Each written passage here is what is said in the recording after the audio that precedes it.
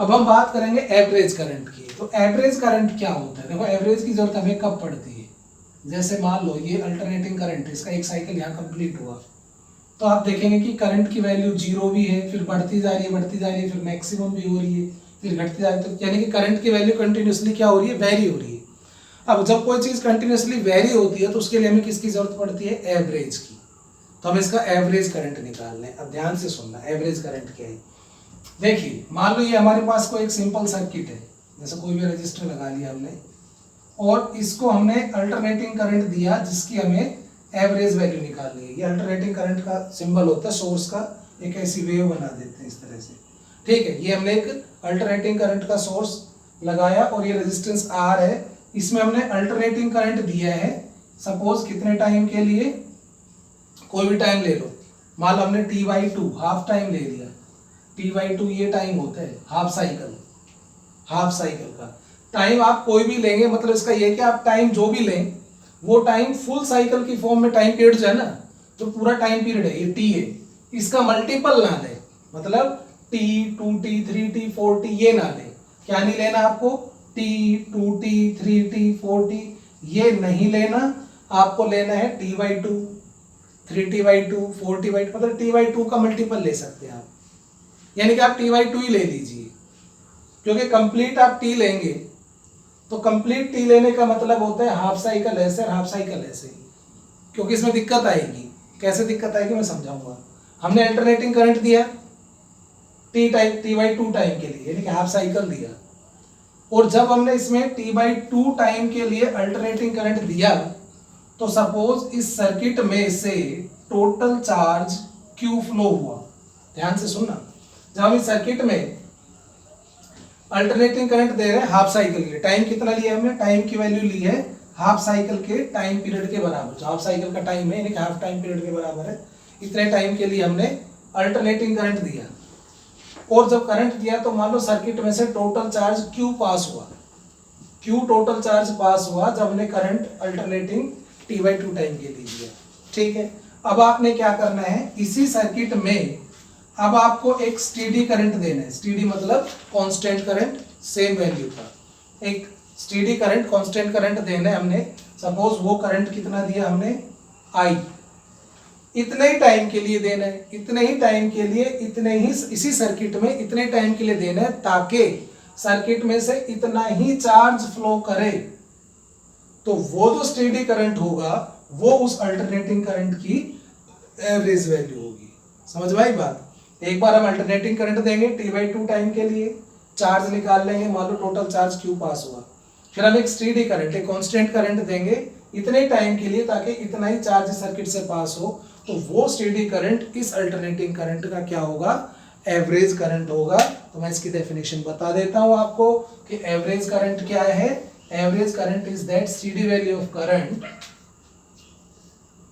Average current is that steady value of current which when flows through any circuit, जब वो किसी circuit से पास होता है, किसी भी सर्किट से, तो पासिस, वो पास करेगा, पासिस कितना charge, same amount of charge as is passed when AC alternating current flows through same circuit for same time। देखो ज्यादा कुछ नहीं है, आप समझने की कोशिश करें कि अल्टरनेटिंग करंट की जो एवरेज वैल्यू है वो क्या बताई मैंने, वो एक कांस्टेंट वैल्यू होती है जिसे किसी सर्किट में से पास करने पे उतना ही चार्ज फ्लो करेगा जितना अल्टरनेटिंग करंट को उसी सर्किट में फ्लो करने पर होता है। यानी कि आप उस सर्किट में एक बार एसी करंट दें और चार्ज निकालें। तो चलो हम सबसे पहले यही काम करते हैं कि ये हमारे पास जैसे एक सर्किट है, आर रेजिस्टेंस है, ये अल्टरनेटिंग करंट का सोर्स है, और मान लो किसी टाइम पे I is the instantaneous value, let I is instantaneous value of alternating current. तो हम आई को कैसे लिखेंगे, I not sine omega T. मान लो इस सर्किट में D Q charge D T time में पास होता है, क्योंकि करंट वेरिएबल है ना, तो स्मॉल टाइम इंटरवल में मानो कितना चार्ज पास हुआ, डी क्यू।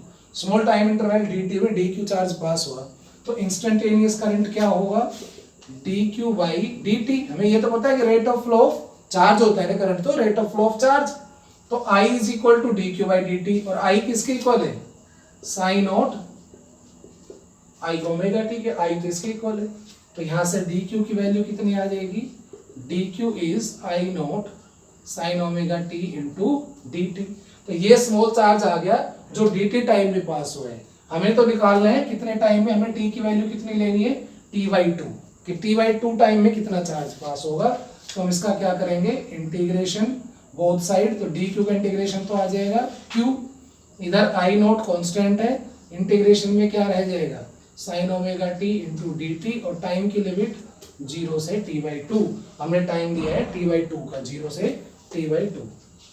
तो यहां से आप देखेंगे कि Q is equal to I not. अब साइन ओमेगा टी का इंटीग्रेशन क्या होता है, साइन ओमेगा की का होता है minus cos omega T by omega limit 0 से टी बाई टू। इंटीग्रेशन क्या होता है साइन का, माइनस कोस, और ओमेगा टी का माइनस ओमेगा।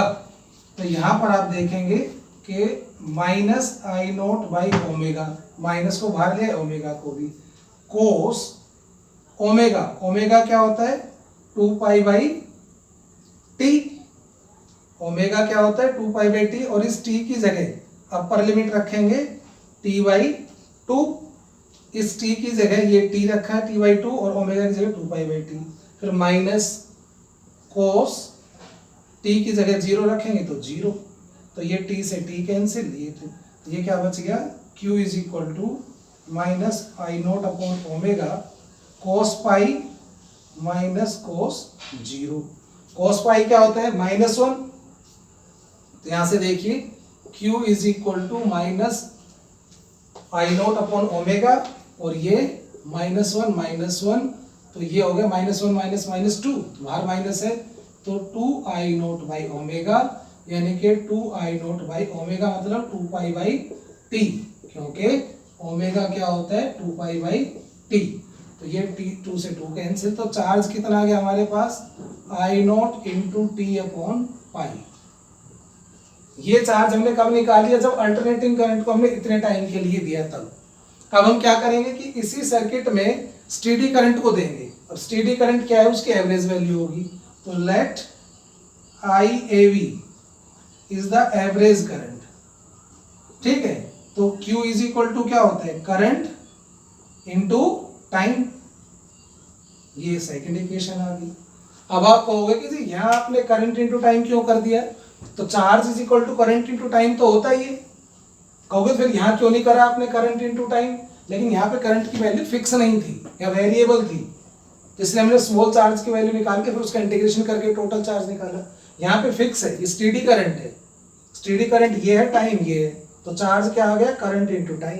अब इन दोनों इक्वेशन को इक्वेट कर दो, क्योंकि दोनों बराबर है चार्ज, तो स्टेडी करंट से भी उतना ही आया जितना एसी से आया है, तो इसका मतलब IAV into t by two, this is equal to I naught t by two, sorry t by pi, I naught t by pi, I naught t by pi, और ये आ गया IV टी बाई टू।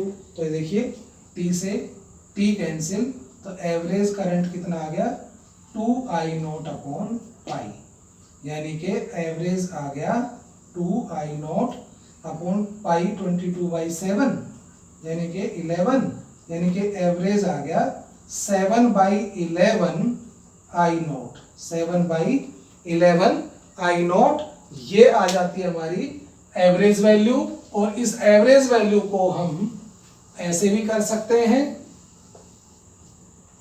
कि average comes out to be 7/11 of peak value, 7/11 of peak value. इसे solve करते हैं तो average comes out to be 0.633 I naught, यानी कि एवरेज जो आता है वो 63.3% आता है किसका, पीक करंट का। पीक करंट की 63.3% आती है एवरेज वैल्यू, ठीक है। अब आपको क्या करना है, एवरेज वोल्टेज निकालनी है खुद। एवरेज करंट मैंने निकाला, एवरेज वोल्टेज सेम यही चीज है जैसे आपने शुरू में क्या लिया, I is equal to I naught sine omega t, तो यहाँ लेना है E is equal to E naught sine omega t, आपको ये लेना है। जैसे आपने किया कि I इज इक्वल टू शुरू में D Q by D T ऐसे किया था, तो I क्या होता है, E बाई आर, भाई वोल्टेज अपॉन रेजिस्टेंस, तो E किसके इक्वल हो जाएगा, R into D Q by D T, और ये ई नोट साइन ओमेगा टी। इस तरह से करके देखना है कि बुक में है, प्रैक्टिस करें, नहीं होगा तो मैं कराऊंगा, लेकिन आप खुद प्रैक्टिस करें, कोई भी डाउट होता है तो समझे और रेगुलर काम करते रहे और वीडियो सेंड करते रहे। Thank you.